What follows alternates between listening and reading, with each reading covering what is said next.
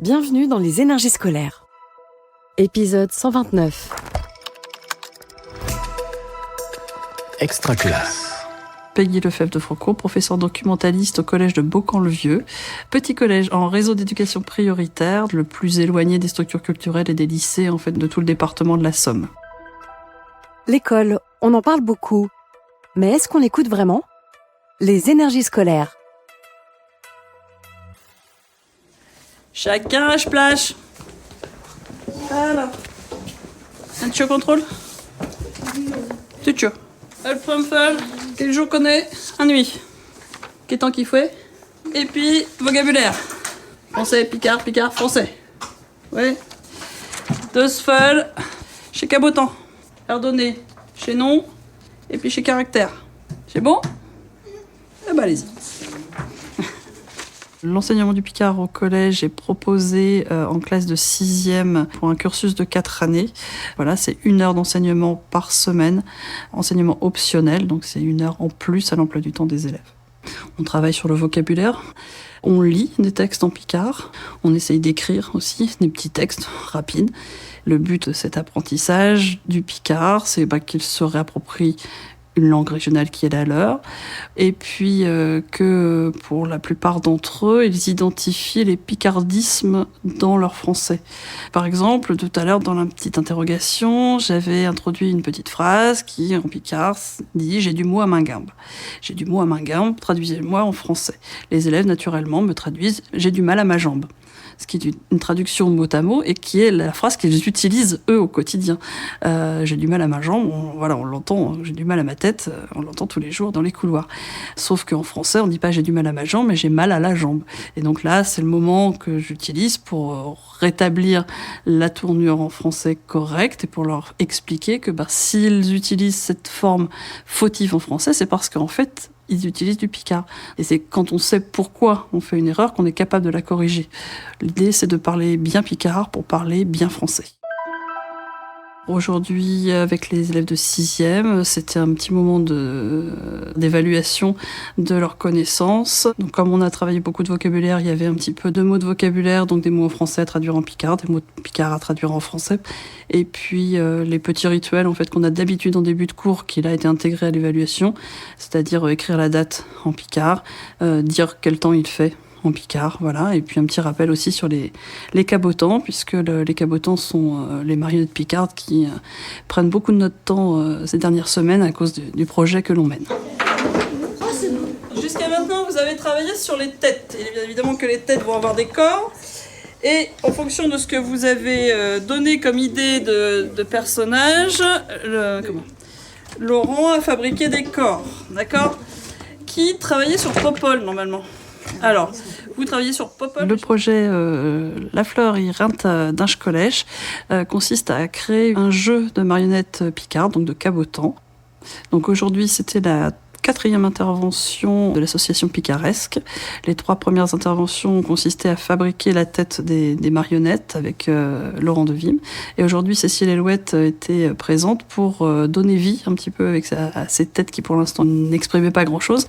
Et donc, on va pouvoir avoir déjà des personnages qui vont sortir de cet atelier.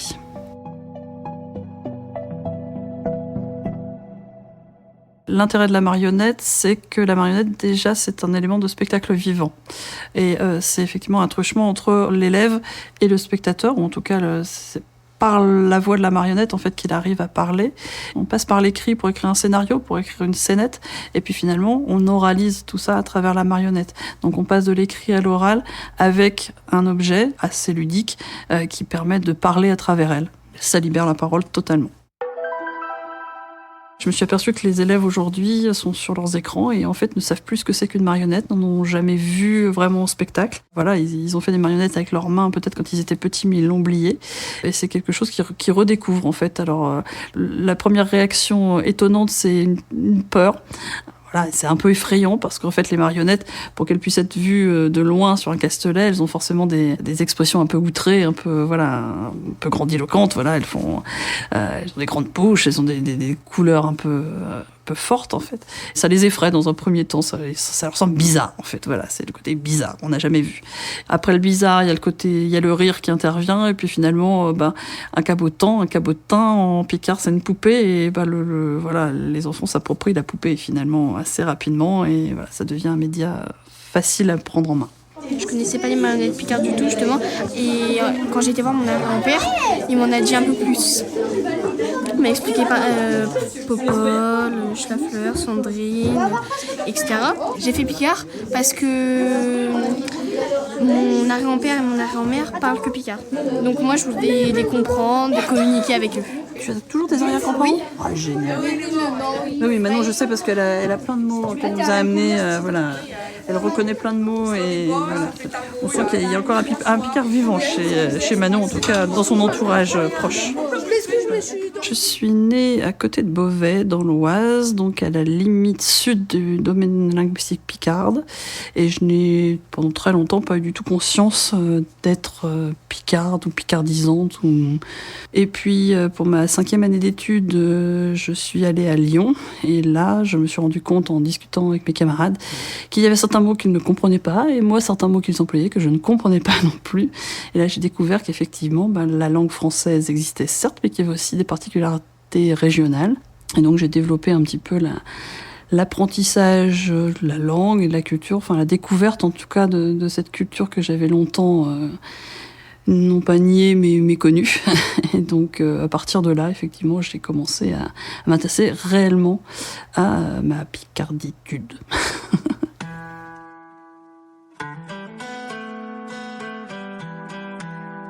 Les projets nous permettent vraiment de sauver scolairement un certain nombre d'élèves. Et puis de toute façon, c'est attrayant pour tous les élèves, même ceux qui n'auraient pas besoin de ça pour rester accrochés à l'école. Les marionnettes, c'est un vecteur qui peut servir dans plein de domaines. Les marionnettes, c'est aussi un travail qu'on peut faire en français.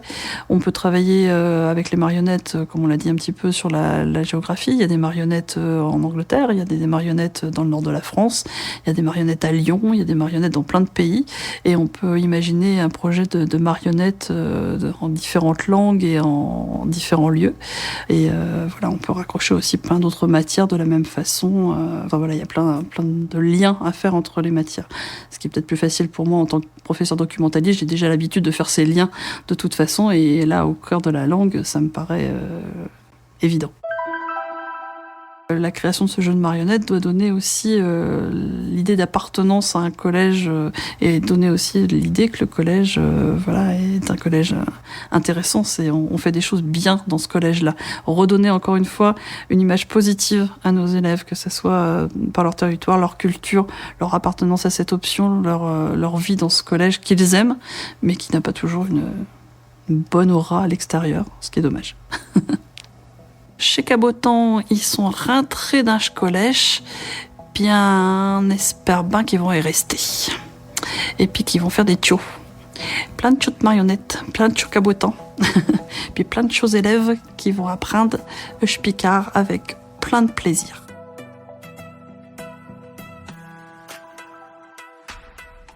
Vous venez d'écouter un épisode des Énergies scolaires. Si ça s'est bien passé, n'hésitez pas à laisser un avis sur votre plateforme d'écoute. À bientôt sur Extra Classe. Une production Réseau Canopé 2024. Extra Classe.